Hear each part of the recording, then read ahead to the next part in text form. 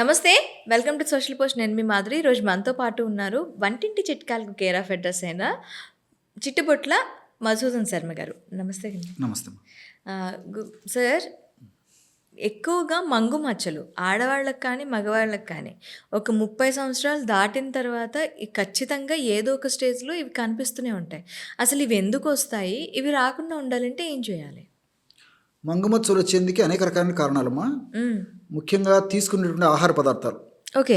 So పోషకభరితమైన ఆహారం కాకుండా fast foods, junk foods, bakery foods, ice creams ఇలాంటివి ఎక్కువ తినేటువంటి వాళ్ళలో ఒక వయస్సు వచ్చిన తర్వాత ముఖ్యంగా ఆడవాళ్ళలో ఈ మంగుమచ్చలు ఎక్కువ ఉంటాయమ్మా. మగవాళ్ళలో కూడా కొద్ది శాతం వరకు ఉంటాయి. కానీ తీసుకునే ఆహార పదార్థాలు, అదేవిధంగా వాతావరణ కాలుష్యము, మూడోది మానసిక ఒత్తిడి, అట్లే హార్మోనల్ ఇంబ్యాలెన్సెస్, ఇట్లా వివిధ రకాలైన కారణాలు అయితే మంగుమచ్చలు వస్తుంటాయమ్మా. కొంతమందికి ఎలాంటి కారణాలు కూడా ఉండవమ్మా. పెద్దలకు మంగుమచ్చల సమస్య ఉంటే సంతానానికి జెనెటిక్గా అది చేస్తుంటుంది ఒక వయసు వచ్చిన తర్వాత. అసలు అవి ఎందుకు వస్తాయండి చెప్తానమ్మా. ఇలాంటి వివిధ రకాల కారణాలు అయితే మంగుమచ్చలు వస్తాయమ్మా. ఎందుకు వస్తాయంటమ్మా, మన చర్మానికి రంగునిచ్చేటువంటి మెలనిన్ అనేటువంటి రంజక పదార్థము ముఖ భాగంలో ఏ భాగంలో ఎక్కువగా డిపాజిట్ అయితే దాన్నే మంగుమచ్చలు అని చెప్పేసి చెప్తుంటారు అమ్మా. అంటే మెలనిన్ అనేటువంటి పదార్థం ఎక్కువగా ఉత్పత్తి అవుతుంది. నేను చెప్పినటువంటి కారణాలు ఇచ్చా. అది కూడా ఎక్కువ ఉత్పత్తి అయ్యేది కూడా ముఖం మీద ఎక్కువగా ఉత్పత్తి అయితే దాన్ని మెలాస్మా అంటుంటారు అనమాట. కొంతమందికి కొద్ది శాతం మాత్రమే ఇక మంగుమచ్చలు ఉంటాయి, కొంతమందికి ఎక్కువ శాతం ఉంటాయి. అదేవిధంగా కొంతమందికి ఏదో చీక్స్ మీద మంగుమచ్చలు ఉంటాయి, కొంతమందికి ముక్కు మీద ఉంటుంది, కొంతమందికి పెద్దగా ఉండేటువంటి పరిస్థితి ఏర్పడుతుంది, కొంతమందికి ఇక్కడ ఉంటాయి. దీన్నే హైపర్ పిగ్మెంటేషన్ అనేటువంటి పేరుతో పిలుస్తుంటారు అన్నమాట. సో పిగ్మెంటేషన్ అంటే రంగు, హైపర్ పిగ్మెంటేషన్ ఉన్న రంగు కంటే ఈ విధంగా బ్లాక్గా ఉండడం అని చెప్పేసి మనం స్థూలంగా చెప్పుకోవచ్చు. ఓకే. సో ఈ విధంగా అందులో face is the index of the mind అన్నట్లు మనం చూసేటప్పుడు మాట్లాడేటప్పుడు మరి ఫేస్ మీద ఈ మంగుమచ్చల సమస్య కనిపిస్తే ముఖ్యంగా ఆడవాళ్ళ బాధ వర్ణాతీతం. వాళ్ళు 10 మందిలోకి వెళ్ళారు, 10 మందిలోకి మాట్లాడడానికి సంకోచపడుతుంటారు, యాక్టివ్గా ఉండడానికి ఇదైపోతుంటారు. నిజంగా ఈ విధంగా మానసికంగా క్షోభకు గురి చేసేటువంటి ప్రధానమైనటువంటి సౌందర్యపరమైన సమస్యల్లో మంగుమచ్చల సమస్య కూడా చెప్పుకోవచ్చు. నిజంగా చెప్పుకోవాలంటే ఇది అంటువ్యాధి కాదు. అదేవిధంగా దీనివల్ల నొప్పి, దురద, పోటు, సలుపు, అసౌకర్యం ఏమి ఉండవమ్మా. చూసేదానికి అందవికారంగా ఉండేటువంటి పరిస్థితి ఏర్పడుతుంది. సో దీనివల్ల మరి మానసికంగా వేదన చెందేటువంటి పరిస్థితి ఏర్పడుతుంటుంది. దీనికోసం అని చెప్పేసి రకరకాల ఔషధాలు ప్రయత్నం చేస్తుంటారు, రకరకాల క్రీమ్లు అండి, ఆయింట్మెంట్స్, తర్వాత ఏవేవో క్రీమ్స్ మార్కెట్లో దొరికిన ఏ క్రీమ్స్ వాడినా కూడా దాని నుంచి ఒక రిలీఫ్ అనేది రాదు. లేదమ్మా, డబ్బు ఖర్చు పెట్టుకుంటుంటారు కానీ కొంతమందికి ఏదో కొద్ది ప్రమాణం ఏదో ఇంప్రూవ్మెంట్ అయిపోయినా అది మానేసరికి అంత డబుల్ అయిపోతుందమ్మా. చాలా మంది చూస్తున్నాము. సో రీబౌండ్ ఎఫెక్ట్ అనమాట. సో ఆ ఔషధం ఆపేసేసరికి మళ్ళీ డబుల్ అయిపోతుంది. సో ఈ విధంగా పాపం వాళ్ళు చాలా అవస్థ పడేటువంటి పరిస్థితి ఏర్పడుతుంది. దీనికి చాలా చాలా రెమెడీస్ ఉన్నాయమ్మా. సో దానికి ఏం రెమెడీస్ ఉన్నాయి, మనం ఏం యూజ్ చేయొచ్చు అంటారు? అందరూ వాడుకోదగ్గ సింపుల్ రెమెడీ ఒకటి చెప్తాను చూడమ్మా. ఓకే. అందరికి తెలిసినటువంటిదే. నేను చెప్పిన తర్వాత ఆశ్చర్యపోతారు, నిజంగా ఇంత ఔషధ శక్తులు ఉన్నాయి వీటికి అని చెప్పేసి. ఇప్పుడు ఆలుగడ్డ, దీన్నే బంగాళదుంప, పొటాటో, పేర్లు రకరకాల, ఉర్లగడ్డ అని చెప్పేసి కొన్ని ప్రాంతాల్లో పిలుస్తుంటారు. ఓకే. సో ఆలుగడ్డ జ్యూస్ కానీ లేకపోతే ఆలుగడ్డ గుజ్జు కానీ దీనికి చక్కగా పనిచేస్తుందమ్మా. ఆలుగడ్డ గుజ్జు, ఆలుగడ్డ జ్యూస్ ఏదేనమ్మా.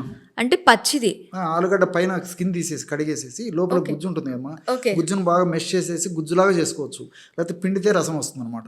రసం ఎలాగో వాడుకున్నా సరిపోతుందమ్మా. సో ఆలుగడ్డ గుజ్జు కానీ, మెత్తగా చేసుకున్నటువంటి గుజ్జు కానీ లేకపోతే రసం కానీ, ఆలుగడ్డ రసం తీసుకొని తగినంత మనకి ఎంత అవసరమైతే అంత అందులో జస్ట్ 1 లేదా 2 పించెస్ ఆఫ్ జాజికాయ పొడి అమ్మా. జాజికాయ పొడి, జాజికాయలు అంటే మీకు ప్రత్యేకంగా చెప్పనక్కర్లేదమ్మా. సో కిల్లీల్లో ఎక్కువ వాడుతుంటారు.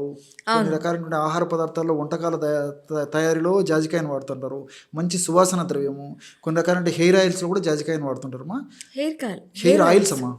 ఓకే. హెయిర్ ఆయిల్స్ లో సౌందర్య ఉత్పత్తి ఏం చేస్తుంది సార్ అది? జాజికాయ సువాసన భరితంగా ఉంటుందమ్మా. దానికోసం అని చెప్పేసి ఆ సువాసన కోసము, ఆ ఫ్రాగ్రెన్స్ కోసం కూడా జాజికాయ వాడుతుంటారు. అదేవిధంగా మల్టిపుల్ బెనిఫిట్స్ ఇంటర్నల్గా వాడుకోవడం వల్ల కూడా జాజికాయ చాలా చక్కటి బెనిఫిట్స్ కలగజేస్తుందమ్మా. సో ఇంటర్నల్గా ఒక్కోసారి ఏదైనా మోషన్స్ ఎక్కువైనప్పుడు ఈ జాజికాయలు వాడుతుంటారు, కొద్ది ప్రమాణమే. అదేవిధంగా సరిగ్గా నిద్ర పట్టకపోయినా జాజికాయలు వాడుతుంటారు. తర్వాత కొన్ని రకాలైనటువంటి ఈ టీత్ ప్రాబ్లమ్స్కి జాజికాయను వాడుతుంటారు. ఇలా చాలా మల్టిపుల్ బెనిఫిట్స్ ఉన్నాయి దానికి. దీనికి తోడు ఎక్స్టర్నల్ అప్లికేషన్ కూడా వాడతారమ్మా. సో జస్ట్ 2 or 3 పించెస్, అంటే పించ్ అంటే తెలుసు కదమ్మా, ఒక పించ్ అంటే ఇట్లా 2 చేతులు పట్టుకుంటే పౌడర్ ఎంత వస్తుందో అంత, అట్లా 2 or 3 పించెస్ జాజికాయ పొడి అందులో కలిపేసేసి కాస్త పన్నీర్ అంటే రోజ్ వాటరు, కాస్త పాలు, ఇవన్నీ బాగా కలిపేసేసి మంగుమెచ్చలు ఎక్కడ ఉన్నాయో ఆ భాగంలో ఆ ఔషధాన్ని అప్లై చేసేసి ఒక హాఫ్ మినిట్ మర్దన చేసేసి, తర్వాత మళ్ళీ అదే ఔషధాన్ని అప్లై చేసేసి అదే ఔషధాన్ని అప్లై చేసేసి ఒక అరగంట లేదా మ్యాక్సిమం ఒక గంట తర్వాత తుడవడం కానీ అదేవిధంగా కడిగేయడం కానీ చేస్తున్నారమ్మా.